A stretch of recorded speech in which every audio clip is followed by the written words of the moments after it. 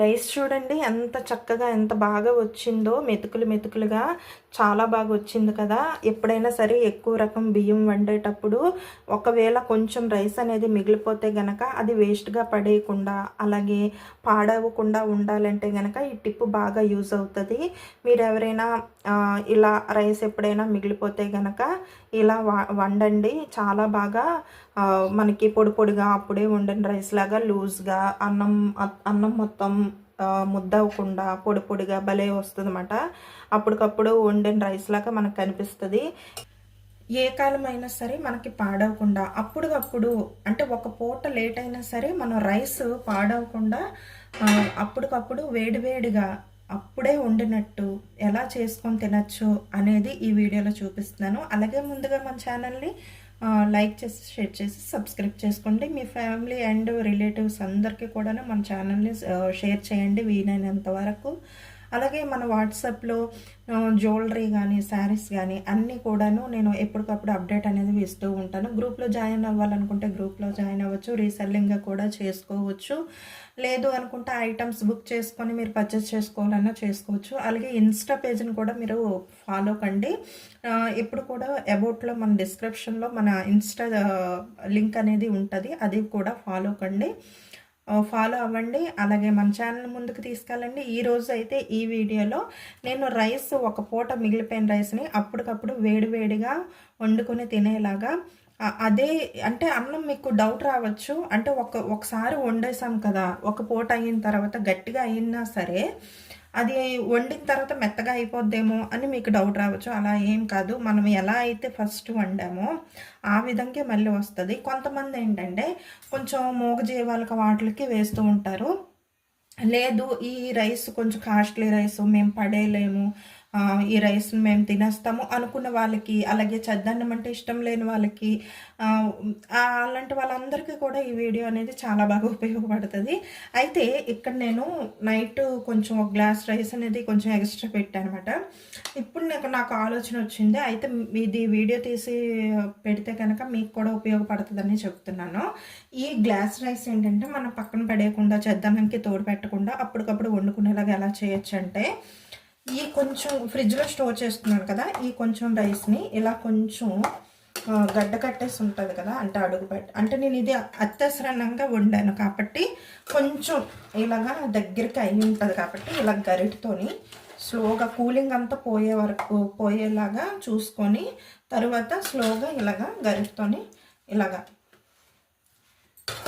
ఎక్కడైతే మనకి తెపాలకి అంటే గిన్నెకి అంటుతుందో రైస్ని ఇలాగా మనం కింద నుంచి కూడా ఇలా తీసేసి ఇలా పక్కన పెట్టేసుకొని ఇప్పుడు ఇది ఇలా పెట్టేసుకొని ఇక్కడ స్టవ్ ఆన్ చేసేసుకొని హై ఫ్లేమ్లో పెట్టుకొని మనం రైస్కి ఎలా అయితే వాటర్ వేసుకొని బాగా మరిగించుకుంటామో ఆ విధంగా ఒక గిన్నెలోకి నేనైతే కొంచెం వాటర్ వేసేసి ఎసరులాగా పెట్టుకున్నాను అనమాట. అంటే ఎసరు అంటే మీ అందరికీ తెలిసే ఉంటుంది కదా, మనం రైస్ కడిగి వేసే ముందు ఎసరు అనేది వాటర్ అనేది మనం మరిగించుకొని రైస్ వేసుకుంటాం కదా, అంటే బియ్యం వేసుకుంటాము.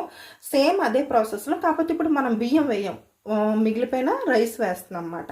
అయితే ఇక్కడ ఎసర అంటే వాటర్ వేసేసుకొని కొంచెం అన్నం ఎక్కువ ములిగేలాగా ఉండడం కోసం, లూజ్గా రైస్ అనేది రావడం కోసం కొంచెం వాటర్ అనేది ఎక్కువగా వేసుకోండి. ఈ వాటర్ బాగా మరిగిన తర్వాత అప్పుడు బాగా మరగాలి. ఇగోండి ఇక్కడ వాటర్ అయితే బాగా మరిగిపోయింది, ఇక్కడ చూస్తున్నారు కదా వాటర్ ఎంత బాగా మరిగిపోయిందో. వాటర్ బాగా మరుగుతున్నప్పుడే సిమ్లో పెట్టేసి ఇప్పుడు మనం ఏదైతే రైస్ ఉందో ఆ రైస్ని కొంచెం కొంచెంగా ఇందులోకి వేసేసుకుందాం. చేయి పెట్టకండి, చేయి పెట్టకుండా వేయండి, అలా అయితే అన్నం అయితే పాడవకుండా ఉంటుంది. ఇలా వేసేసుకోవాలి మొత్తం కూడాను.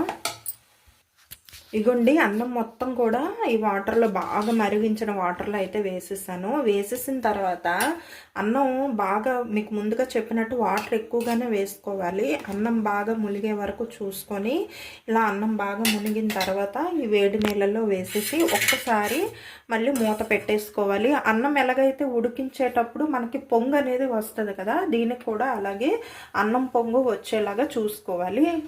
చూసుకొని మనం ఏవైతే కొంచెం రైస్ వేసేటప్పుడు చూసారా కొంచెం దగ్గరికి ఉంది కదా అట్ట కట్టేసి ఇలాగా, ఇది కూడా లూజ్గా అయిపోద్ది అన్నమాట ఈ రైస్ అనేది. అలా అయ్యేలాగా చూసుకొని పొంగొచ్చేలాగా అన్నం మొత్తం బాగా ఉడికి పొంగొచ్చేలాగా చూసుకోవాలి. ఎక్కువసేపు ఉడికించకూడదు. ఆల్రెడీ మనం ఉడికించిన రైసే కాబట్టి కొంచెం పొంగొచ్చేలాగా చూసుకోవాలి. ఒక్కసారి పొంగొస్తే దాన్ని బట్టి రైస్ ఎలా ఉంది దాని పొజిషన్ చూసుకొని అప్పుడు వార్చుకుంటే సరిపోతుందన్నమాట. చూడండి, అన్నం మొత్తం ఒక పొంగు వచ్చిన తర్వాత చక్కగా ఉడికింది. ఎక్కువసేపు ఉడకనివ్వకండి, ఒక పొంగు వచ్చేలాగా చూసుకోండి. ఏదైతే మనం రైస్ మొత్తం వేసామో అంతా కూడాను లూజ్గా చక్కగా బాగా వచ్చేసింది. ఒక పొంగు వచ్చిన తర్వాత కొంచెం ఉడికించుకోవాలి, ఎక్కువగా ఉడికించకూడదు. ఇలా ఉడికిన రైస్ని మామూలుగా మనం అన్నం వండిన తర్వాత వార్చేస్తూ ఉంటాం కదా, అలాగా ఇప్పుడు ప్లేట్ పెట్టి నేను వార్చేస్తున్నాను.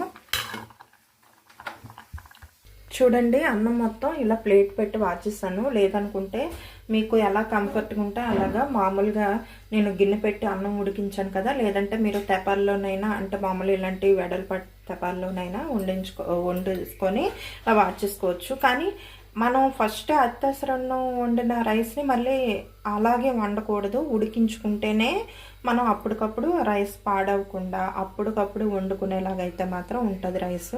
ఇప్పుడు చూడండి, అన్నం మొత్తం కూడాను గెంజి మొత్తం వార్చేసాం కదా, ఇలా వార్చిన రైస్ని ఒక్కసారి స్టవ్ ఆన్ చేసుకొని సిమ్లో పెట్టేసుకొని 2 నిమిషాల కన్నా ఎక్కువసేపు ఉంచకండి. ఇక్కడ చూడండి, గెంజి మొత్తం కూడాను ఎంత బాగా వచ్చేసిందో. ఇప్పుడు ఈ రైస్ని అన్నం మొత్తం వార్చిన రైస్ని ఏంటంటే స్టవ్ ఆన్ చేసుకొని సిమ్లో పెట్టేసుకొని 2 నిమిషాలు మాత్రమే, అంటే లోపల ఏమైనా చిన్న తడి లాంటిది ఉన్నా గంజి లాంటిది ఉన్నా వచ్చేస్తుంది. ఎందుకంటే మనం రెండోసారి వండుతున్నాం కాబట్టి రైస్లో ఎక్కడ కూడాను గంజి లాంటిది తడి లాంటిది లేకుండా మనకి అన్నం పలుకులుగా లూజ్గా వస్తుంది అన్నమాట. మెతుకు అంటుకోకుండా అప్పుడే వండిన రైస్ లాగా చాలా బాగా వస్తుంది. అందుకని చెప్పేసి 2 మినిట్సే ఉంచాలి. ఇంకా నేను కట్టేస్తున్నాను. ఇప్పుడు మీకు మాట్లాడే లోపే మనకి అంత సమయం అయితే సరిపోతుందన్నమాట. ఇక్కడ నేను స్టవ్ ఆఫ్ చేసేస్తున్నాను. జస్ట్ అంతేనండి, ఇంకా రైస్ అయితే మనకి రెడీ అయిపోయింది. ఇంకా ఇక్కడ మీకు చూపిస్తాను చూడండి. కొంచెం చల్లార్చుకున్న తర్వాత వేసుకున్నా పర్వాలేదు, లేదంటే అప్పటికప్పుడు వేడిగా అయినా ఇలాగా వేసేసుకోవచ్చు రైసు.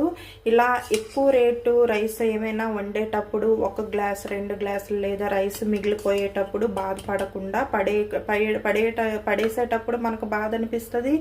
అలాగే ఏంటంటే మనకి అన్నం మిగిలిపోయినా సరే బాధ అనిపిస్తుంది కదా, అలాంటప్పుడు ఏంటంటే ఈ టిప్ అనేది యూజ్ చేయండి, చాలా బాగా ఉపయోగపడుతుంది. ఇక్కడ చూడండి, అన్నం ఎంత మెతుకులుగా ఎంత లూజ్గా ఎంత పర్ఫెక్ట్గా వచ్చిందో, మెత్తగా అయిపోకుండా ఎంత బాగా వచ్చిందో. ఈ టిప్ యూజ్ అవ్వండి, అలాగే యూజ్ చేయండి. ఈ టిప్ అనేది మీకు బాగా యూస్ఫుల్ అవుతుంది.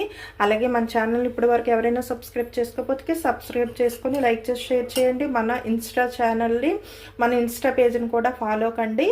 అలాగే షార్ట్ వీడియోలు కానీ లాంగ్ వీడియోస్ కానీ అన్నీ కూడాను ఎంకరేజ్ చేసి మన ఛానల్ని ముందు తీసుకెళ్తారని కోరుకుంటున్నాను. మన వీడియోస్ అన్నీ కూడా మీకు ఉపయోగపడితే కనుక లైక్ చేసి షేర్ చేసి సబ్స్క్రైబ్ చేసుకోండి. రైస్ చూడండి ఎంత చక్కగా ఎంత బాగా వచ్చిందో, మెతుకులుగా చాలా బాగా వచ్చింది కదా.